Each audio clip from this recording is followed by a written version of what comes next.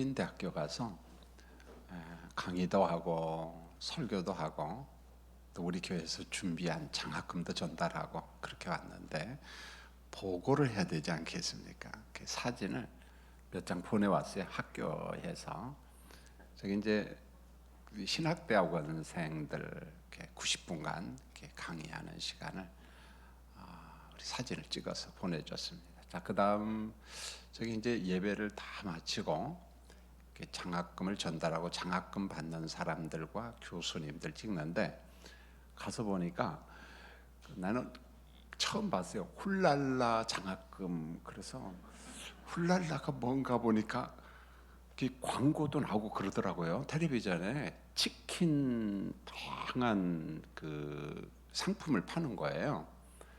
그러니까 그 권사님이 아마 이제 회장님이고 이제 명예회장으로 물러나시고 아들이 회장인데 이 학교를 엄청 사랑하더라고요. 보니까 이 코로나 환경 속에 100억 적자를 봤답니다.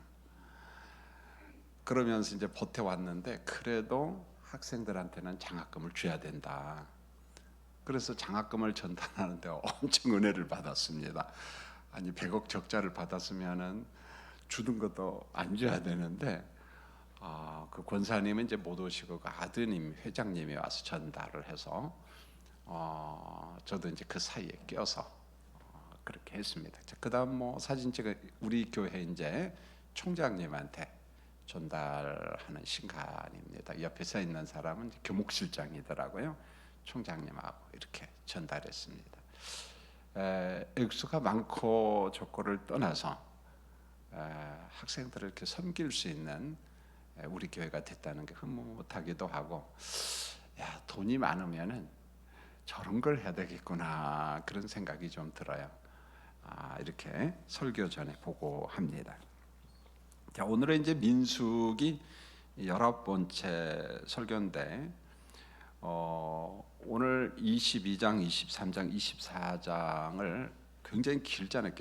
어쩔 수 없이 제가 묶었는데 발락과 발람이 이 석장이 함께 나와요. 보면은 내용이 똑같은 거예요. 물론 이제 이걸 따로따로 설교하면은 아마 10주는 설교할 겁니다. 10주. 근데 그렇게 할 수는 없고 그렇게 흩어져서 설교하면은 순간순간을 이해하는데 전체는 이해가 안 돼요. 그럴 바에는 차라리 묶어서 개론 설교하는 게 좋겠다 그런 생각이 들어요. 이제 광야 1세대가 이제 모두 죽었다는 거, 몇 사람 외에는 다 죽었다는 건 이제 우리가 알죠. 이제 광야 2세대가 서로 새로운 공동체를 이루고 이제 나머지 광야 생활을 하고 이제 가나안 땅으로 들어가려고 준비하는 그런 과정이거든요. 그런데 에돔이라고 하는 나라가 적극적으로 반대를 하니까 직선으로 돌아갈 수가 없으니까 빙 돌아서 이제 우회해서 갑니다. 근데 지난주에 우리가 공부한 것처럼 같은 피를 나는 에돔, 그다음에 모압, 암몬과는 싸우지 않습니다. 하나님께서 허락하지 않죠. 형제와 싸우지 말라.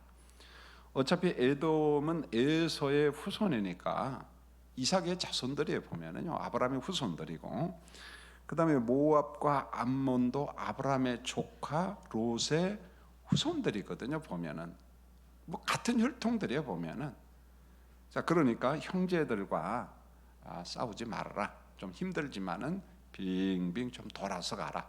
그렇게 성경에 나와요. 그러나 이스라엘의 통행을 회방한 이 가나안 족속인 아모리 남왕국과 북왕국, 보통 우리가 이제 아모리 족속 이렇게 이야기합니다. 근데 성경에는 시온왕, 옥왕 이렇게 구분을 하기 때문에 저도 그냥 남북 이렇게 구분을 하지만은 그냥 몽땅거려서 아모리 족속 그렇게 이야기하면 좋아요.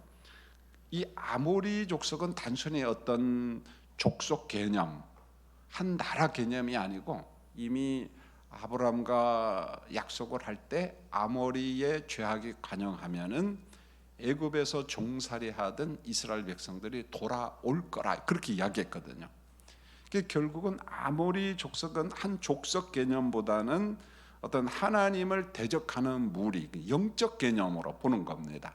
그래서 이 아모리 족속 가나안 땅에 제가 관영할 때쯤 되니까 하나님이 출애굽시켰어요. 그 과정 속에서 아모리 족속들을 다 진멸시키죠. 자, 이것은 영적 관점에서 보자. 우리가 지난주 공부를 했습니다.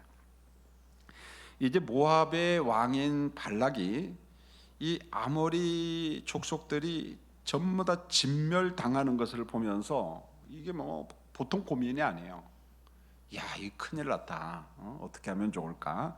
그러면서 연구를 한 게 뭐냐면은 그 당시 열방에서 가장 유명한 점쟁이가 누구냐? 발람입니다. 보통 이제 복술자 뭐 그렇게도 이야기하는데 영어로는 디비네이션 했는데 그냥 막 점치는 자 뭐 그렇게 말해도 상관이 없어요. 철저하게 사탄의 종들이고 우상 숭배하는 사람이잖아요. 이 당시 이 발람이라고 하는 사람이 가장 유명한 점쟁이였어요. 복술자였어요. 주로 보니까 그 메소포타미아 그 지역에 살았던 것 같아요. 보면은 자, 민수기 22장 1절을 보면은 이스라엘 백성들이 삥 돌아서 모압 평지까지 왔습니다. 여러분 요단강 건너편에 모압 평지가, 그래서 맞은편에 여리고 성읍도 보이고 사해도 다 보이고 그냥 훤히 다 보입니다. 훤히 다 보인데 민수기 22장 2절로 20절에 보면은 이스라엘이 아모리 족속을 전부 다 이제 진멸했다. 이것을 알잖아요. 이제 모압의 발락에 발락하면 하도 이름이 비슷해가지고 뭐가 뭔지 몰라요. 발락은 모압의 임금이에요. 왕이고 발람은 점쟁이입니다. 그 당시 가장 유명한 점쟁이죠. 그래서 발락이 부올의 아들 발람에게 도움을 청합니다. 발람은 성경에 보니까 부돌 사람이다 그렇게 이야기했어요. 발람은 이 발락은 술객 발람을 통해서 어떤 요구를 하냐면은 지금 참 모압 평지에 보이는 저 이스라엘 백성들을 좀 저주를 좀 하면 좋겠다. 이 저주를 요구합니다. 자, 이게 보면은요, 지금도 그렇고 옛날도 그랬지만 이 저주 문화라는 게 있어요. 심지어는 제가 예를 들면 가끔 강단에서 이야기를 했는데 여러분 그거 팔 겁니다. 저주 인형이라는 것도 팔 거예요. 저주 인형이라는 이게 뭔고 하냐면 이런 겁니다. 일단 저주 문화의 일종이고 사탄 컬처죠. 일종 사탄 문화인데 자, 이런 겁니다. 누군가 참 미운 사람이 있어요. 나한테 늘 미운 짓만 하고 그러니까 좀 안 봤으면 좋겠어. 그런 사람이 있으면은 인형을 하나 사는 거예요. 그리고 거기다가 그 사람 이름을 써요. 이거 배우면 집에 가서 실습하면 안 됩니다, 여러분요. 이름을 쓰고 바늘 같은 거, 뭐 못 같은 거 이런 걸 갖다 놓고 꼭꼭 찔러놓은 거예요. 나를 힘들게 하고 괴롭히하는 누구 누구야 저주를 받을지어라 뭐 별 저주 악담을 다 하는 겁니다. 제가 한 신뢰를 하는 거예요. 여러분 그런 인형이 지금 판매가 되고 있다는 거예요. 그걸 저주 인형이라고 하는 거예요. 이런 저주 문화라는 게 있어요. 저주 문화는 형식이 다양합니다. 다양한 형식 패턴들이 있는데 그저 제가 하나만 이야기할 뿐입니다. 철저하게 사탄 문화에 보면은요. 이걸 모르고 젊은이들이나 사람들이 이걸 사용해요 보면은. 그러니까 일종의 저주 문화예요. 그래서 저 모압 평지에 그 가득 차 있는 이스라엘 백성들을 보고 좀 저주를 하라. 저들이 좀 망했으면 좋겠다. 그렇지 않으면 우리나라가 위험하잖아요. 우리가 위기에 빠지니까 그런 지금 요구를 한 겁니다. 자, 민수기 22장 21절에 발람이 모압의 고관들과 함께, 물론 이제 본문에 보면 미디안 장로 이렇게 나옵니다. 원래 이 미디안 장로들은 주로 이제 시나이 반도에 있는데 한쪽에만 머물러 있지는 않은 것 같아요. 유목 개념이라서 이쪽 저쪽 다니면서 아마 모압 쪽에도 미디안 장로들이 살았던 것 같아요 보면은. 그러나 핵심은 모압이니까 모압이 고관들과 함께 나귀 안장을 지우고 이제 가려고 하는 중에 보면은 이 발람이라고 하는 사람이 모압의 그 장로님들 대표자들이 왔잖아요. 일종의 초청하는 거예요. 가자. 이스라엘 백성 저주하는데 당신 돈도 많이 주고 부경화를 누릴 수 있도록 할 테니까 갑시다 하고 하니까 이제 발람이 타는 나귀에 딱 이제 안장을 지고 타는 겁니다. 자, 22장 22절로 35절에 보면은 발람이 길을 가는데 하나님의 사자가 딱 막고 있는 거예요. 하나님의 사자가 막고 있습니다. 근데 발람은 하나님의 사자를 보지를 못합니다. 전혀 보지를 못해요. 그런데 발람을 태운 나귀는 하나님의 사자를 봐요, 못 봐요? 봅니다. 여러분, 나귀가 보는 거예요. 이게 성령의 역사죠. 하나님의 간섭이에요. 섭리입니다. 보면은. 그러니까 이 하나님의 사자를 본 나귀가 이거 무섭거든. 칼을 딱 들고 가다가 죽게 생겼거든요. 보니까. 그리고 어떻게 해요? 본능적으로 폴쩍 뛰고 막 그러는 거죠. 그런 과정 속에 나귀가 발람의 발을 밟아버립니다. 이렇게 담에다 대고 담벼락에다 대고 막 주눌러 버리니까 얼마나 많이 아팠겠습니까? 발람이 깜짝 놀라죠.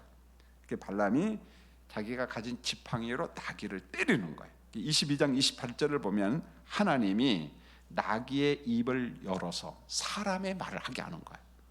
뭐라고 얘기하냐면 나를 이같이 3번 왜 때리느냐? 왜 때리느냐?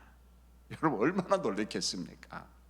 짐승이 말을 하니까. 여러분 성경에 이런 예가 많지는 않거든요. 창세기 사건에 보면은 하나님께서 뱀을 들어서 또 말하기도 하고 오늘 나귀 사건. 그러니까 이걸 일반화시키면 큰일 납니다, 여러분요. 괜히 쓸데없이 지나가다가 야 송아지야 너다 사람 말 좀 해봐라. 그 기도하고 그걸 일반화시키면 안 돼요. 위험합니다 보면은요. 예? 예를 들어서 뭐 병든 자가 있으면 그저 정말 성령께서 믿음을 주시고 병 고침의 역사를 주시면 가능하지만은 나도 한번 해볼까라고는 호기심에 일반화시켜 갖고 하면은 그건 성령을 근심시키는 거고 그런 건 안 돼요. 여러분 조심해야 됩니다. 마침내 하나님께서 이제 발람의 눈을 열어요. 그 천사를 보게 하는 겁니다. 그래도 가려고 하는 발람에게 하나님의 사자가 이야기를 합니다. 명령을 합니다. 22장 35절에 보면 내가 내게 이르는 말만 말할지니라. 발람이 발락의 고관들과 함께 갑니다. 하나님의 사자가 그래도 가려고 하니까 발람에게 너 내가 이야기한 것만 말해. 다른 말 하면 안 돼. 사실 요쯤 되면은 정상적인 사람이라면은 가야 됩니까? 안 가야 됩니까? 여러분 안 가야 돼요. 근데 이 발람이라고 하는 사람이 말은 그렇게 해요. 22장 34절에 보면 당신이 이를 기뻐하지 아니하시면 돌아가겠습니다 해놓고 말뿐이야. 이 점쟁이는 말뿐이에요. 보면은 갑니다. 여러분 왜 가겠어요? 고관들이 와갖고 뭘 많이 준다고 했어요? 돈이에요. 복채예요, 복채. 여러분 점쟁이가 돈 많이 준다고 하는데 안 가겠습니까? 그가 성령의 음성을 듣겠어요? 무슨 음성을 듣겠어요? 귀신의 음성을 듣고 돈 준다고 하니까 가는 것 아니겠어요? 뭐 많이 줄 테니까 너의 명예를 높여줄 테니까 많은 부. 여러분 민수기 22장 37절 말씀을 한번 읽어볼까요? 22장 37절. 자 여러분 스크린 보고 같이 한번 읽겠습니다. 시작.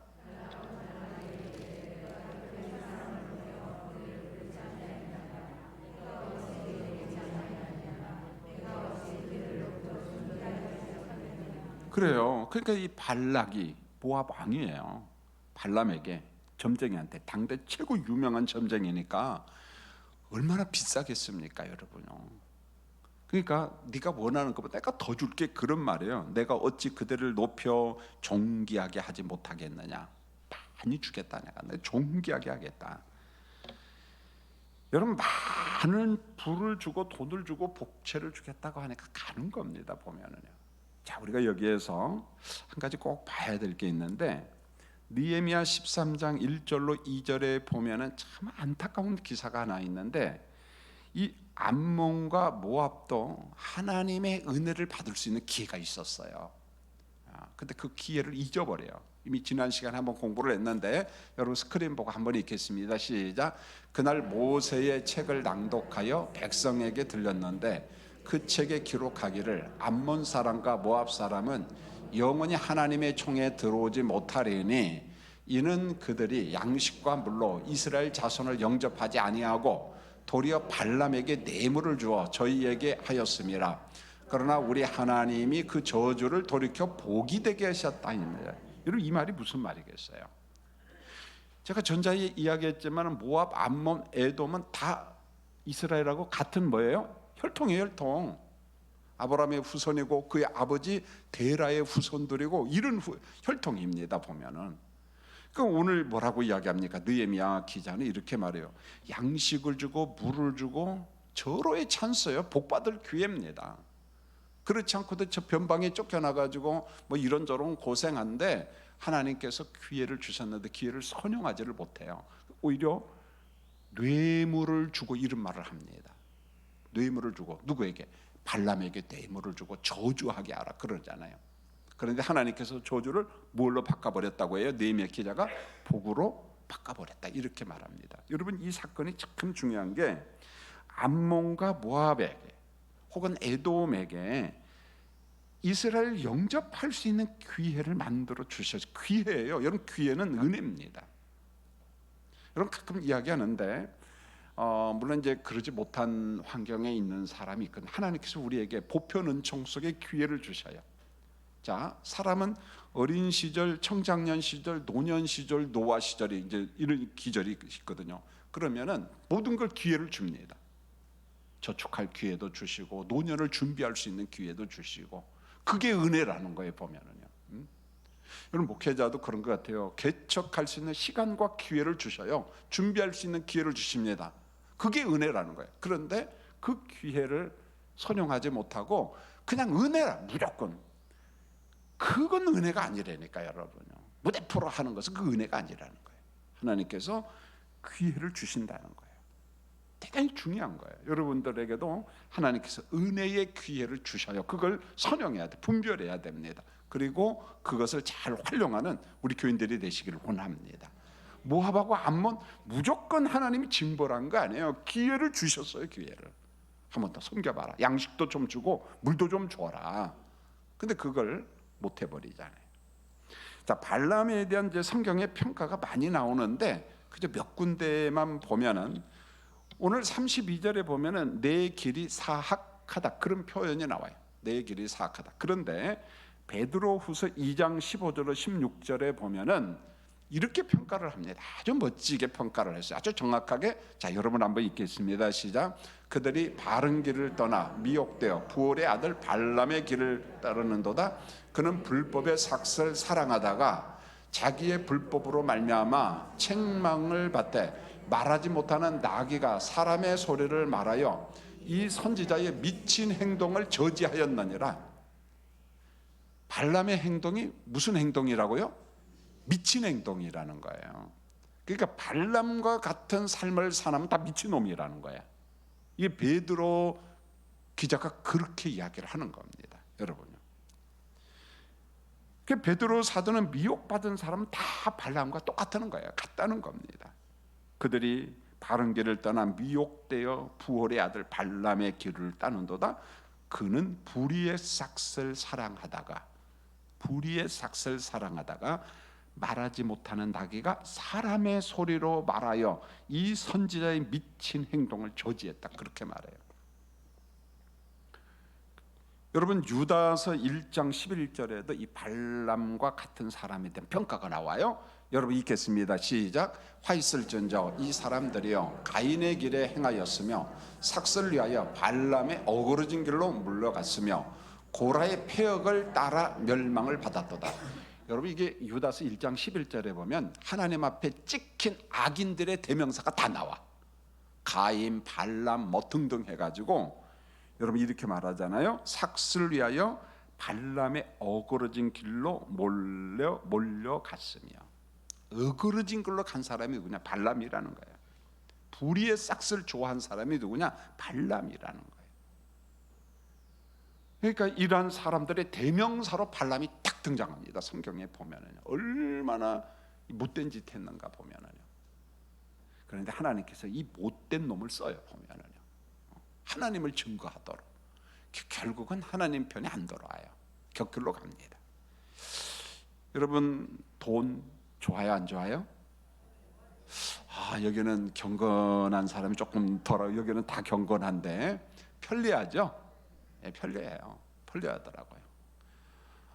그냥 어제 그 장학금을 전다는데 막 훌랄라 치킨에서 나 이게 뭔 말인가 했는데 박수를 막 치면서 훌랄라 하는데 나중에 뭐 치킨 아닙니까 여러분요? 이야, 장학금 주니까 돈이잖아요. 분위기가 확 살아나더라고. 근데 장학생들에게 100만 원씩 10명 장학금을 주고 훌랄라 치킨도 한 상자씩 주니까 또 더 좋아하더라고. 보니까 돈이에요. 돈은 편리해요. 그걸 뭐 우리가 부정적으로 보진 않잖아요. 여러분, 제가 한 가지 책을 읽었어요. 우리 김영석 교수님, 이분이 100년을 살아보니, 전 이분의 글은 참 많이 읽었어요. 오래전부터 참 글을 잘 쓰시고, 100년을 살아보니 거기에 보니까 독일에 아주 좋은 교훈이 하나 있더라고요. 새 강도 이야기. 아마 이 100년을 살아보니 책 읽어본 사람은 읽어봤을 거예요. 새 강도가 숲속을 가다가 황금을 발견했어요. 눈이 팍 떠져야 됩니다. 황금 이야기했는데 황금을 발견했는데 황금을 이제 보자기에 싸가지고 이제 세 사람이 이제 자기들 고향이 같으니까 이제 고향으로 가는 중입니다. 고향으로 가는 중에 이제 넓은 강물이 흐르고 거기에 이제 작은 배가 있어서 작은 배를 타고 이제 노젓고 가는데 한 사람이 노를 저어요. 그리고 두 사람은 이제 금 보따리를 잘 들고 이제 가는 겁니다. 그런데 노젓는 사람이 있고 두 강도는 눈빛으로 막 보내. 말은 안 해. 야, 저놈을 물속에 빠뜨려서 죽여라, 뭐 이런 사인이에요. 그리고 이 황금을 우리 둘이 나누자, 그런 사인이에요. 그러니까 이런 사인은 말도 안 해도 잘 통해. 그래가지고 노젓는 사람 강도를 갖다가 물속에 빠뜨려서 죽였습니다. 죽이고 난 다음에 두 강도가 너무 좋아하는 거예요. 우리는 부자가 되었다 하고 막 행복해하는 겁니다. 친구 강도를 죽여놓고 막 좋아하는 거예요. 이제 고향을 가는 중에 이제는 강에서 올라와서 숲속을 쭉 걸어가고 있는 중입니다. 한참 걸어가다 보니까 배도 출출하고 하니까 두 강도가 작전을 짰습니다. 야, 나는 황금을 내가 지키고 있을 테니까 너는 빨리 동네에 가서 먹거리를 좀 사와라. 그러니까 두 강도가 이제 역할이 있잖아요. 나는 한 강도는 황금을 지키고 한 강도는 먹거리를 사러 갔는데 단순히 먹거리만 사겠어요. 뭐 음료수도 사고 술도 좀 사고. 그런데 그 순간 이런 생각, 이 술에다가 독약을 좀 타자. 독약을 타서 그냥 저놈을 죽이면 이 황금이 다 누구 거예요? 내 거 아니냐. 참 머리가 빙빙 돌아갑니다. 그런데 황금을 지키는 놈도 가만히 있겠어요? 옆에 보니까 칼이 있는 거야. 칼.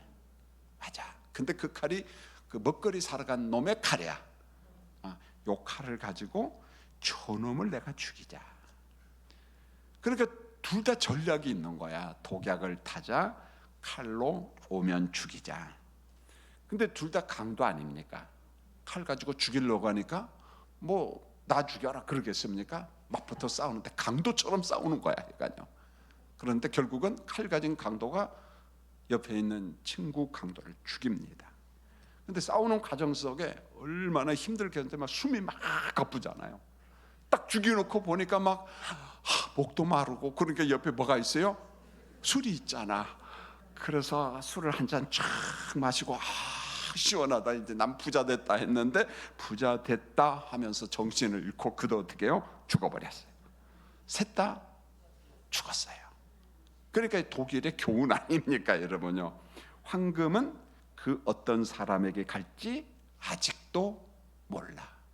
어떤 놈이 주워가겠죠. 이제 여기 교훈이 있습니다. 돈은 악마와 같이 우리를 유혹한다, 이거예요. 이게 독일 사람에게 교훈이에요. 여러분, 우리에게 주는 게 많잖아요. 우리 그런 것 같아요. 보면은 돈 앞에서 어떤 사람은 이런 생각, 어떤 사람은 이런 생각하면서 그걸 바르게 쓰는 것이 아니라 네가 죽어야 이게 내가 다 차지한다는 거예요. 나눔이 아니라는 거예요. 보면은 돈은 악마와 같이 우리를 유혹한다. 무섭죠, 사실은요. 민수기 22장 이제 41절, 모압의 발락이 이제 모압을 그 발람을 데리고 발산당으로 이제 갑니다. 발산당으로, 우상 숭배하는 그 산당으로 행진하는 이스라엘 진영의 끝을 보여줘. 어마어마하죠. 얼마나 많습니까? 200만 명이 넘는 숫자니까 대단하죠. 보면은 민수기 23장 1절로 6절에 이제 발람은 바알 산당에 가서, 아마 바알 산당의 구조대로 제사를 드리는 건 아닌 것 같아요. 그래서 메소포타미아 전통을 따라 7제단을 쌓아라 주문을 합니다. 그런 거 해야죠. 7제단을 쌓아라. 자, 하나님이 발람에게 임합니다. 발람의 입에 말을 주셨어요. 하나님의 간섭이에요. 하나님의 간섭입니다. 여러분, 이게 참 중요한데, 이방의 술객, 복술자, 무당, 점쟁이를 도구로 쓰셔요. 목회하다 보니까 자주는 보지 않지만 가끔 이런 사례가 있습니다. 우리 교인 가운데도 이런 사람이 있어요. 참 저는 그분을 좋아해요. 믿음이 참 부족한 어떤 교인이었는데 집안에 자꾸 우환이 생기는 거예요. 제가 봐도 그래요. 그리고 본인도 몸이 아프고 또 자녀도 힘들고 여러 가지 우환이 생겨요. 그러니까 막 목사님한테 기도도 받고 교회 와서 기도도 하는데 믿음이 없다 보니까 자꾸 이제 소문이 들려오는 거예요. 미알이 어디에 가면 유명한 사람이 있다. 그 말을 자꾸 들으니까 이분이 마음이 어떻게 해요? 흔들린 거야. 그래서 알게 갔겠어요? 모르게 갔겠어요?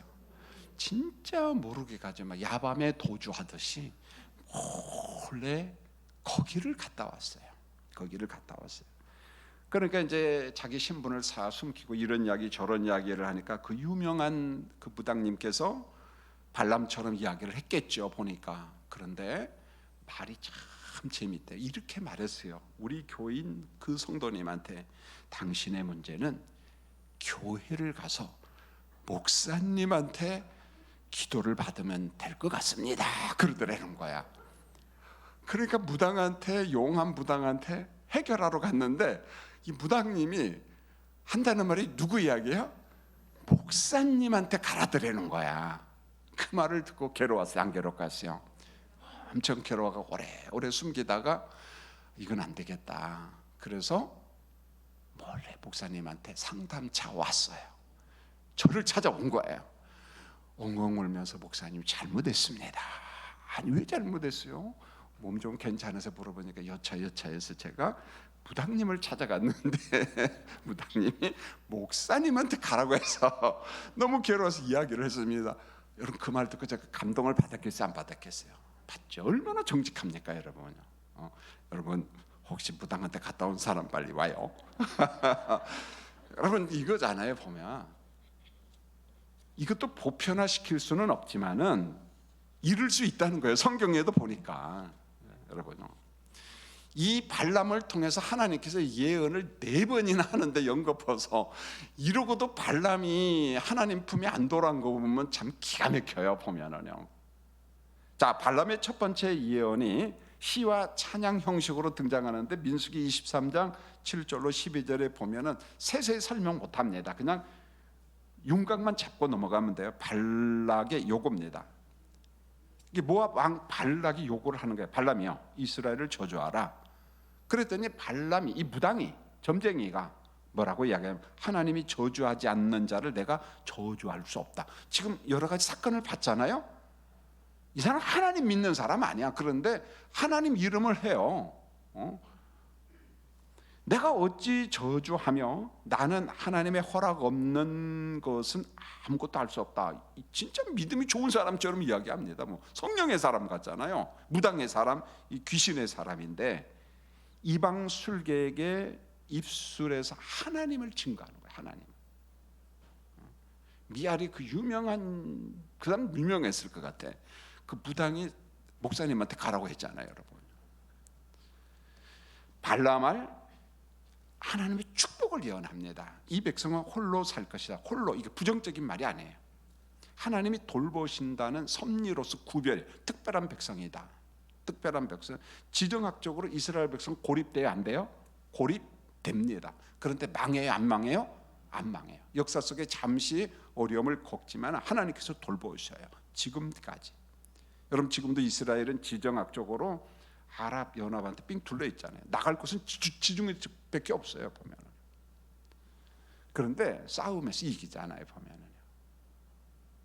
여러분 이스라엘의 지정학적 이런 모습을 보면서 이런 기도가 나와요. 우리나라도 지정학적인 위치가 좋아요, 안 좋아요? 안 좋아요. 중국이 있죠, 러시아 있죠, 일본이 있죠, 싹 있죠. 나갈 데가 없어요. 사실은 다 막혔어요. 그러니까 여러분 다른 역사 볼 필요, 조선 왕조 역사를 보십시오. 참 힘들어요. 그래서 생긴 게 명나라에 대한 사대주의 사상이잖아요. 예? 언제가 제가 설교 시간에 한번 이야기하는 훈민정음 창제와 세종대왕이 얼마나 어려운가. 이게 사대주의 때문에 그러는 거예요. 보면은요 정말 어렵습니다. 결국은 우리 조선 27대 왕들이 쭉 걸쳐갔는데 역사를 보면 아주 지혜롭게 이 문제를 돌파한 사람이 많지는 않아요. 있습니다. 보면 등거리 외교를 해요. 오히려 그 단종을 죽게 만든 세조 같은 사람은요 등거리 외교의 명수입니다. 똑똑해요. 물론 이제 다른 실수는 있지만은 그런 여러 가지 문제들이 있어요. 보면 우리나라 같은 경우는 정말 기독교인들이 기도해 줘야 돼요. 정파를 떠나서, 여야 떠나서. 그거 뭡니까? 여야 정치권들 가만히 보면 정말 백성들에 대한 관심 별로 없거든요. 보면 기득권 내려놓지 않거든요. 말만 백성 하죠. 그런 면에서 아쉬움이 있잖아요. 그러나 역사 속에서 어려움이 정말 많았잖아요. 지혜로운 왕이, 대통령이 있어야 돼. 지도자가. 그래야만이 잘 견제하면서 지혜롭게 돌파구를 열어갈 수가 있어요. 아주 지혜롭게. 이게 어디하고 왼수가 되면 안 돼. 이 외교를 지혜롭게 해나가야죠. 한쪽에 치우치면 위험하죠. 나라가 어렵죠. 보면은 그게 가장 실패한 사람이 고종이 실패한 사람입니다. 외교 완전 실패했어요. 보면은요. 그것은 뭐 그 고종의 외교사 역사를 보면 참 슬퍼요. 보면은 정말 슬픕니다. 고종도 이야기를 하고요. 그 다음에 뭐라고 이야기하냐면 야곱의 티끌을 누가 세며 이렇게 말합니다. 이스라엘의 4분의 1을 누가 셀고. 사실 그 4분의 1을 누가 셀고 이걸 평신도가 놓고 해석하기가 어려워요. 자, 이런 말입니다. 이스라엘의 번영에 대한 말입니다. 이게 티끌 4분의 1. 티끌은 자손이야. 많아질 거다. 4분의 1은 뭐냐면은 여러분 이런 겁니다. 이스라엘 백성들이 광야 행진할 때 동서남북 이렇게 세 지파 가운데 레위 지파가 있잖아요. 그러니까 세 지파는 12지파의 몇 분의 1이요? 4분의 1이야. 그러니까 4분의 1만 이야기해도 12지파를 다 이야기하는 겁니다. 그러니까 4분의 1을 누가 셀고라는 말은 이스라엘의 번영이라는 말이에요. 4분의 1만 봐도 엄청나게 번영할 거다. 그러니까 12지파 뭐 다 셀 필요 없다는 거예요. 보면 지금 그걸 이야기하는 겁니다. 엄청나게 이스라엘은 번영할 거다. 무당이 그런 이야기를 한다니까요. 무당이 하나님의 이름으로. 자, 발람의 두 번째 예언을 보면은 민수기 23장 18절로 26절인데 발람의 예언은 하나님의 존재에 대한 예언이에요. 무당이 별 예언 다 합니다, 여러분. 여러분 민수기 22장, 23장, 24장 읽다 보면요 깜짝깜짝 놀래야 돼. 자, 발람은 이스라엘을 축복을 하는데 19절에 보면 하나님은 거짓말이 없고 후회가 없다. 말씀한 대로 행한다. 우리 잘 알잖아요. 그 다음에 21절을 보면 이 언약 백성에 대한 하나님의 본심을 이야기합니다. 자, 본심이 어떤 내용인지 우리 스크린 보고 한번 읽겠습니다. 시작. 야곱의 허물을 보지 아니하시며 이스라엘의 반역을 보지 아니하시는도다. 여호와 그들의 하나님이 그들과 함께 계시니 왕을 부르는 소리가 그 중에 있도다. 이렇게 말했어요. 이게 무슨 말인 거냐면 이런 거예요. 보면은 사실 하나님은 야곱의 허물과 반역을 보지 않고 그들과 함께한다 이렇게 말했지만은 정작 이스라엘은 하나님 앞에 순종을 잘했어요. 반역자입니까? 반역자요. 허물 투성입니다. 원망 불평, 이게 이스라엘의 모습이에요. 사실은요. 광야 40년 내내 반역합니다. 목이 뻣뻣한 사람들이에요. 그런데 하나님은 언약 백성의 허물과 반역을 보지 않으신다 이렇게 말해요. 이게 무슨 말이겠어요? 이런 거잖아요. 언약 백성 선민 그들 순간순간 불법을 행하면 하나님 징벌해요. 히브리서 기자도 이야기하잖아요. 만약에 징벌이 없으면 그는 참 아들이다, 사생자다. 사생자예요. 징벌 없으면 사생자예요, 여러분.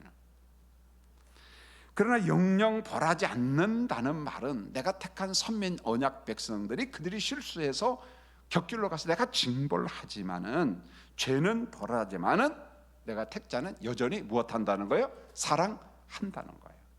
네, 그런 겁니다. 여러분, 우리가 예수 믿고 구원 받았잖아요. 의롭다 인침 받았습니다. 격길로 가면 하나님께서 그냥 놔둬요, 안 놔둬요? 격길로 가면 망한데 잡아줘요. 회초리 때려요, 여러분요. 그러면은 난 하나님의 아들이구나, 하나님의 자녀구나, 난 하나님의 축복의 자녀구나, 그런 줄 알고 다음 주에 감사한 거 마세요. 할렐루야. 얻어맞고 감사해도 재밌어요, 여러분요. 죄는 벌하지만 여전히 사랑한다. 그래서 23절에 보세요. 야곱의 해할 점술도 없고 복술도 없다. 어떤 점쟁이가 이스라엘 백성을 멸할 그거 없다는 거예요. 쓸데없는 소리 하지 말라는 거예요. 24절, 이스라엘은 암사자와 같고 숫자와 작았다. 타민족과 비교 불가. 짐승 중에 누가 사자를 이겨요? 빨리 도망가야지. 못 이긴다는 거예요. 이스라엘의 축복을 그렇게 설명한 겁니다. 발람의 세 번째 예언, 민수기 24장 1절로 9절에 보면은 하나님의 영이 발람에게 임합니다. 근데 이번에는 발람의 영안을 확 열어버려요. 3절을 보십시오. 발람이 전에는 눈을 감았던 자인데 눈이 캄캄했어요, 영적으로. 4절, 이제는 눈을 뜬 자입니다. 점쟁이의 심령을 활짝 열어서 축복을 하는데, 5절을 보십시오.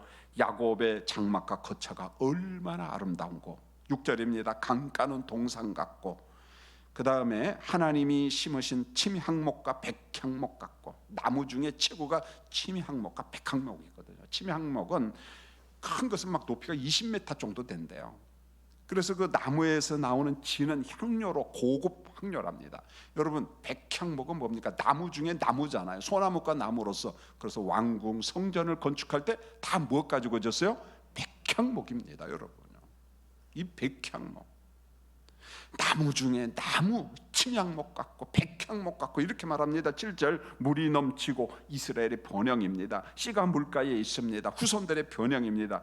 8절입니다. 적국을 삼켜버리고, 또 이야기합니다. 암사자와 숫사자와 같은 이스라엘을 대적할 때 있다 없다? 없다는 거예요. 무당이 이런 예언을 한다니까요. 어떤 선지자보다 하나님을 정확하게 예언합니다. 마지막 네 번째 예언은 장차 오실 메시아를 예언합니다. 세상에요. 여러분, 미아리 점쟁이가 장차 오실 메시아를 예언한다면 얼마나 놀라겠어요. 민수기 24장 15절로 24절, 이 발람이 예언한 거 한번 읽어보실까요? 얼마나 대단한가. 자, 한번 읽겠습니다. 24장 17절만 한번 저 스크린 17절로 바꿔주세요. 시작. 내가 그를 보아도 이때의 일이 아니며 내가 그를 바라보아도 가까운 일이 아니로다. 한 별이 야곱에게서 나오며 한 규가 이스라엘에게서 일어나서 모압을 이쪽에서 저쪽까지 쳐서 무찌르고 또 셋의 자식들을 다 멸하라.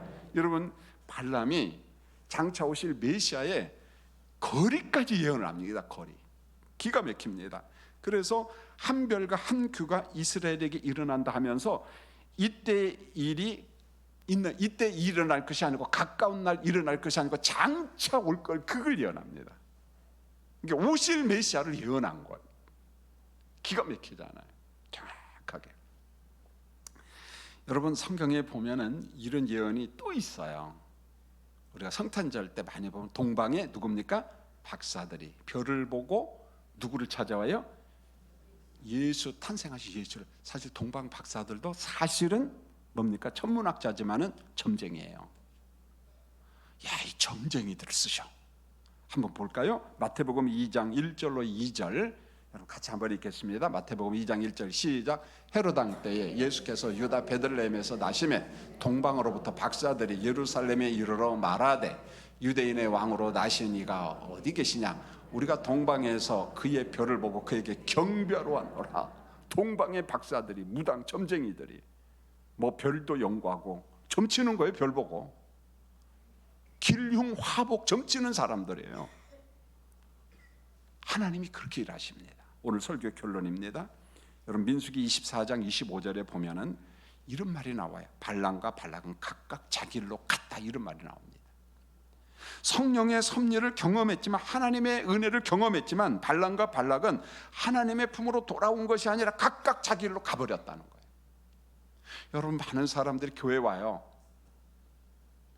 말씀을 듣습니다. 어떤 사람은 남아서 지금까지 예수 믿고 인침받은 백성이 되었어요. 그런데 어떤 사람은 예배 한 서너 번 드리고, 혹은 1년 드리고, 혹은 2년 드리다가 그리고 갑니다. 택함 받은 백성이 아니라는 거예요. 예배당에만 왔어요. 오늘 이거잖아요. 우리가 이방의 복술자 무당과 점쟁이를 통해서도 구속사를 알려주신 하나님의 전능하심, 우리가 그걸 기억하면서 하나님 앞에 기도를 제외시킬 게 하나도 없어요.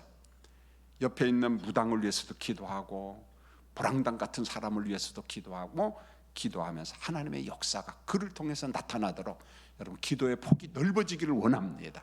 좁아지면 안 돼요. 광고 말씀드릴게요.